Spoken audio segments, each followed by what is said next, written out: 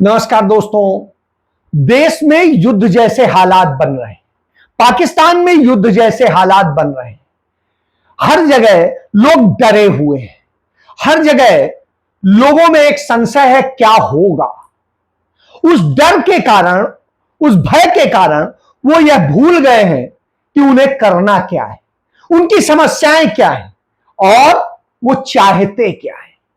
जी हां, और क्या हो रहा है देश में वो भूल करके सिर्फ हर कोई यही पूछ रहा है अब क्या होगा, क्या युद्ध हो जाएगा, पाकिस्तान ये करेगा, हिंदुस्तान ये करेगा, अमेरिका ये करेगा, चाइना ये करेगा, कौन क्या करेगा।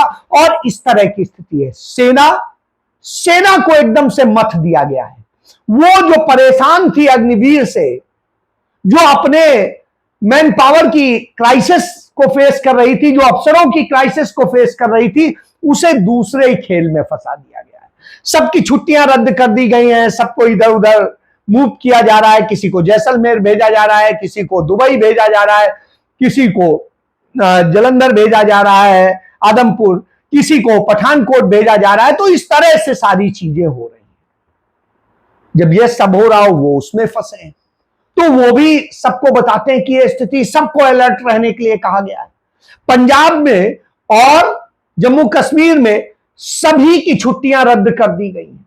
सीमावर्ती क्षेत्रों में रहने वालों को वहां से हटाया जा रहा है क्योंकि वहां लगातार गोलियां चल रही हैं, लोग मौत के मुंह में जा रहे हैं। और अब तक हमने अपने सैनिक और अपने दूसरे जो तमाम सारी इन 2 दिनों में घटनाएं हुई हैं, उसमें 40 लोगों को खो दिया है। 40 लोग मौत के मुंह में चले गए और 100 से अधिक लोग घायल पड़े हुए, अस्पतालों में पड़े हुए।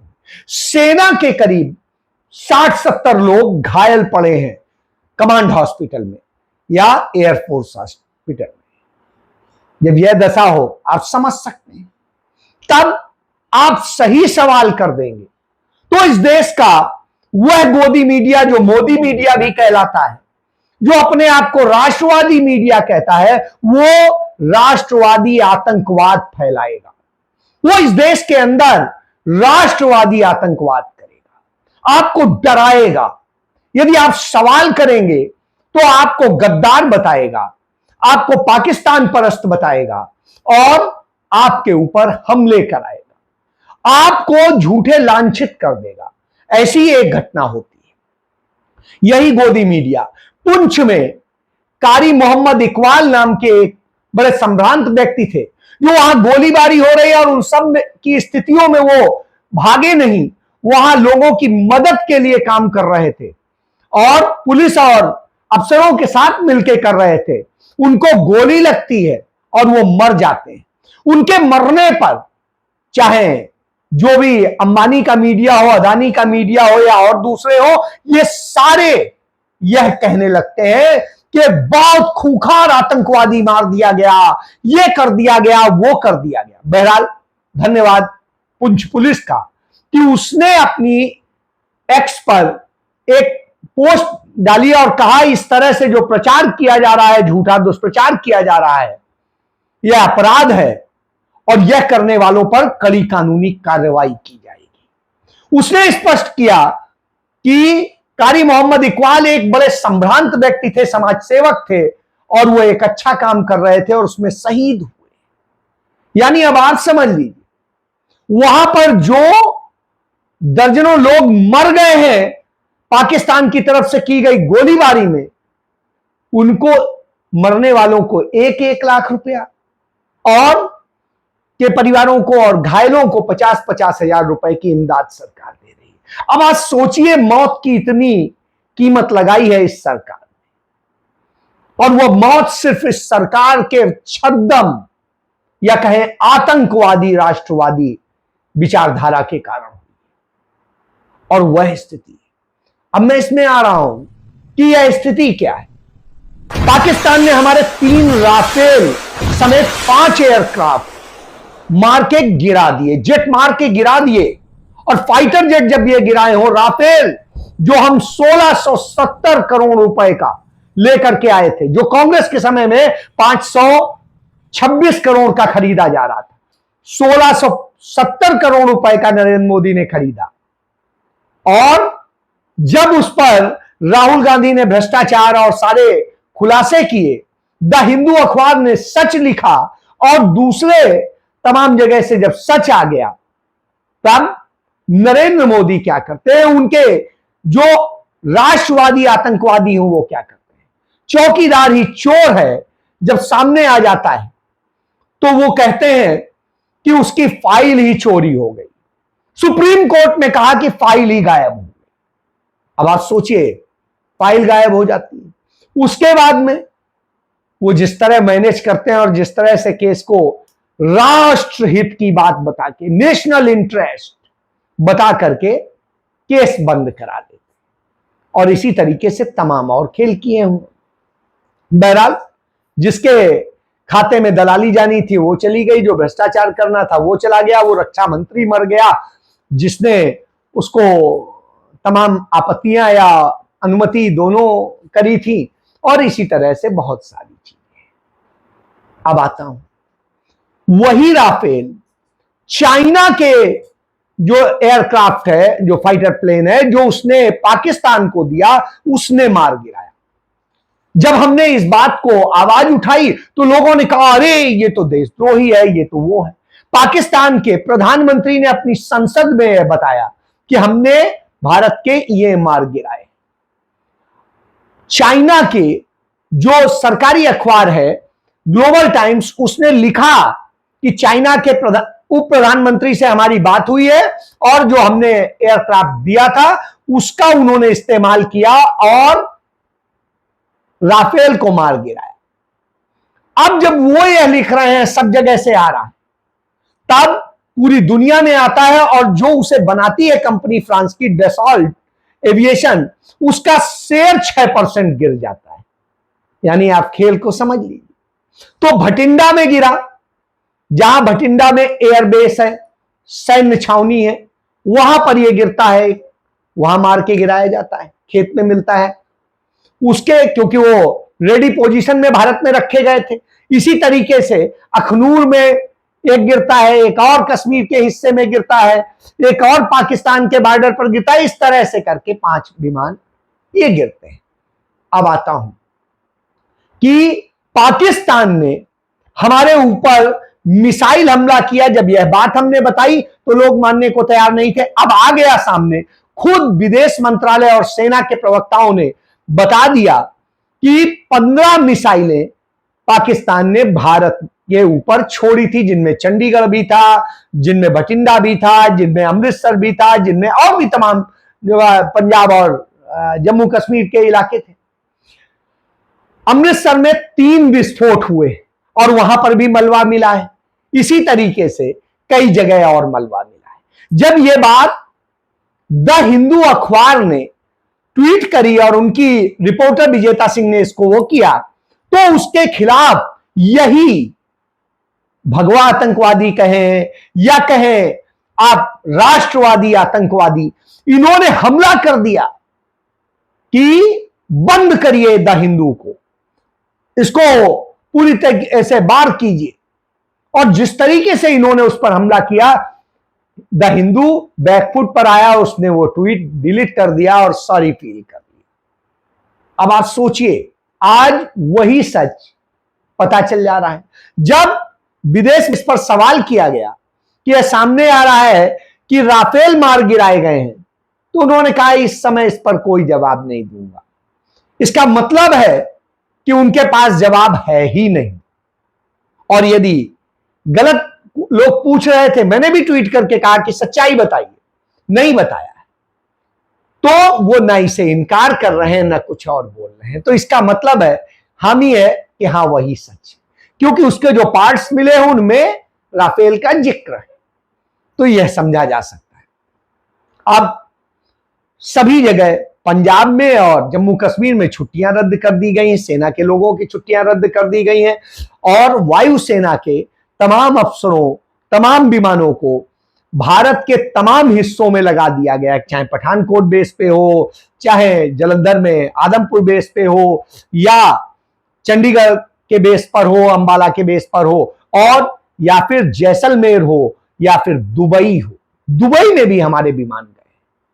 तो अब आप समझिए कहां कहां से ऑपरेशन को कैसे डील किया जा रहा है। इसके बाद में मैं आता हूं कि जिस तरीके से ये सब कुछ हो रहा था, तो इन सब स्थितियों को लेकर के सर्वदलीय मीटिंग होती है और उसमें संसद परिसर में और उसमें पहुंचना होता है, प्रधानमंत्री उससे लापता हो जाता है। सवालों से डर लगता है, क्योंकि राष्ट्रवादी आतंकवाद, तो सवालों से डर लगता है तो प्रधानमंत्री भाग जाते हैं, क्योंकि वहां तो राहुल गांधी के सवालों का जवाब देना पड़ेगा, वहां मल्लिकार्जुन खड़गे के सवालों का जवाब देना पड़ेगा, वहां विपक्ष के तमाम लोगों के सवालों का जवाब देना पड़ेगा। जो लोग मर रहे हैं उनको कैसे वो करेंगे, उनके लिए क्या कर रहे हैं और देश के लोग कैसे सुरक्षित हो, इसके लिए जवाब देना पड़ेगा, तो भाग जाते हैं। तब रक्षा मंत्री और उनके कुछ मंत्री ही इस पर बैठक करते हैं। बहरहाल कांग्रेस पार्टी सदैव से एक नीति रही है कि जब राष्ट्र का मसला होता है, देश के हित की बात होती है, तो कहती है कि हम बगैर किसी सवाल के आपके साथ खड़े हैं, देश सुरक्षित रहना चाहिए, बाकी बातें बाद में हो। Full support. तो राहुल गांधी ने वही किया और वही कहा कि जरूरी है इस समय हम एक होकर खड़े हों, मुकाबला करें। तो सरकार के हम साथ हैं और सरकार को पूरा सपोर्ट। जो भी आप गोपनीय रखना चाहते हैं रखिए, कोई फर्क नहीं, क्योंकि जवाब नहीं दे सकते, प्रधानमंत्री भाग जाता है। और ये ऐसा नहीं है, दोबारा हुई है, एक बार पहले हुई तब भी भाग गया चुनाव प्रचार करने बिहार, और अब फिर दिल्ली ही था, भागा हुआ था। इसके अलावा भी वो तमाम कार्यक्रमों में जाता है, लेकिन देश के कार्यक्रम में नहीं जाने के लिए उसके पास टाइम है। देश की सुरक्षा मायने नहीं रखती, क्योंकि उसे भरोसा है इन राष्ट्रवादी आतंकवादियों से, और इसी में भूमिका ये तमाम चैनल अदा करते हैं। तो ये चैनल, जब यह ऑपरेशन सिंदूर चल रहा था, तो उसके नाम पे जो वीडियोस दिखा रहे थे, चाहे आज तक हो, चाहे न्यूज 18 हो, चाहे रिपब्लिक भारत हो, चाहे दूसरे और चैनल्स हो, इन सब में झूठे वीडियो चलाए जा रहे थे। इजराइल गाजा युद्ध के वहां के से जुड़े हुए तमाम सारे हमलों के वीडियोस चला के कहा जा रहा था, ये देखिए ये हमले हो रहे हैं, पाकिस्तान पे हमले हो रहे हैं। यह भी जब सेना के लोगों ने वो वीडियोस दिखाए तो पता चला ये 100% झूठे हैं, और अल्ट न्यूज जैसे तमाम सारे प्लेटफॉर्म ने उनका खुलासा कर दिया। इसके बाद हम और भी तमाम चीजें देख रहे हैं। इन सब के बीच में नरेंद्र मोदी क्या कर रहे हैं? नरेंद्र मोदी धंधा कर रहे हैं। नरेंद्र मोदी ने तुरंत अमेरिका के साथ डील कर ली, और डील करके जो एलन मस्क का स्टारलिंक है उसे भारत के अंदर अनुमति प्रदान कर दी। यानी उनके लिए देश से पहले यह था, देश के लोग चिंतित परेशान हैं, नरेंद्र मोदी उनको मुनाफा दे रहे हैं। और नरेंद्र मोदी ने यही नहीं किया, अमेरिका के सारे प्रोडक्ट पर टैरिफ खत्म कर दिया, यानी यह खेल भी हो गया। तो आप पूछेंगे कि स्टारलिंक के आने से हमें क्या परेशानी है? नहीं, आपको परेशानी नहीं, आपको बहुत बड़ी परेशानी है, क्योंकि आज आपका मोबाइल हो वो इंटरनेट से चल रहा है, टीवी इंटरनेट से चल रहा है, आपका लैपटॉप, डेस्कटॉप, सब कुछ उससे चल रहा है। देश में सेना से लेके हर कोई चीज का काम नेट के ही जरिए हो रहा है। और जब वो स्टारलिंक के हाथ में होगा तो देश की हर प्राइवेसी उनके पास होगी। आपके पास से कौन सा कागज निकल रहा है, कहां जा रहा है, क्या मेल जा रहा है, कहां कॉल की जा रही है, कहां पर आपका नेट के जरिए क्या क्या किया जा रहा है, आप वीडियो कॉल कर रहे हैं, आप दूसरी कॉल्स कर रहे हैं, हर तरह से आप उनकी ट्रैकिंग में होंगे, और फिर उन्हें किसी जासूसी कराने की जरूरत नहीं होगी। उनके पास आपका और देश के हर सीक्रेट चीज का डेटा उनके पास होगा। आज हमारे पास होता है, तब हमें कभी भी तबाह किया जा सकता है, और कभी भी कोई खेल हो सकता है, कोई फाइल, कोई भी चीज हमारी ट्रैक करके कुछ भी किया जा सकता है। तो इससे देश की अस्मिता, देश की एकता, अखंडता, सब कुछ, संप्रभुता खतरे में पड़ जाएगी और देश एक नई गुलामी में फंसेगा। तो देश के साथ यूं धोखा हो रहा है। यही तो धोखा उन्होंने तब किया था। तमाम भ्रष्टाचार, तमाम सारी चीजों से आपका मुंह ओढ़ लिया गया। इधर पाकिस्तान भी तमाम समस्याओं से जूझ रहा है, तो उसे भी इसका फायदा हो रहा है। वहां के प्रधानमंत्री अपनी संसद में बयान देते हैं और वहां तालियां थालियां बजवाते हैं, और यहां हमारे राष्ट्रवादी जो आतंकवादी हैं वो तालियां थालियां बजवाते हैं। तो इन सब के बीच आप भूल गए कि यह देश बेरोजगारी का शिकार है, यह देश महंगाई का शिकार है, यह देश तमाम असमानता का शिकार है। इस देश में तमाम तरह की समस्याएं खड़ी हैं, लोग परेशान हैं, और इन सारी परेशानियों को भूल के आप युद्ध में फंसे। तो युद्धोन्माद में आप अपना सब कुछ खो रहे हैं, और नरेंद्र मोदी और उनके तमाम पूंजीपति मित्र इसी वक्त में आपदा में अवसर बना के अपने काम निकाल रहे हैं। भ्रष्टाचार हो रहा है, आप फाइलें नहीं देख सकते, आप कुछ नहीं देख सकते, क्योंकि ये धंधे का दौर है। और इसीलिए हमने बताया था जब पहलगाम की घटना हुई थी कि यह भी धंधे के लिए हुआ है, और वह धंधा नरेंद्र मोदी के सेकेंड नंबर के बच्चों के लिए, जमीनों के लिए हुआ है, अडानी अंबानी की जमीनों के लिए हुआ है। तो सारे खेल को आप समझ लीजिए, उन भ्रष्टाचार के मॉडल को बचाने के लिए यही भगवा कहिए या राष्ट्रवादी आतंकवाद कहिए या मोदी आतंकवाद कहिए, यह चल रहा है। क्योंकि इसमें सवाल पूछना, सवाल उठाना, सच बोलना मना है, नहीं तो आप पर हमले होंगे, यह सच्चाई है। लेकिन धंधे मोदी के और उनके पूंजीपति मित्रों के बिल्कुल चलेंगे, और मोदी विपक्ष से डर के भागे दिखाई देंगे। जी भागे। जय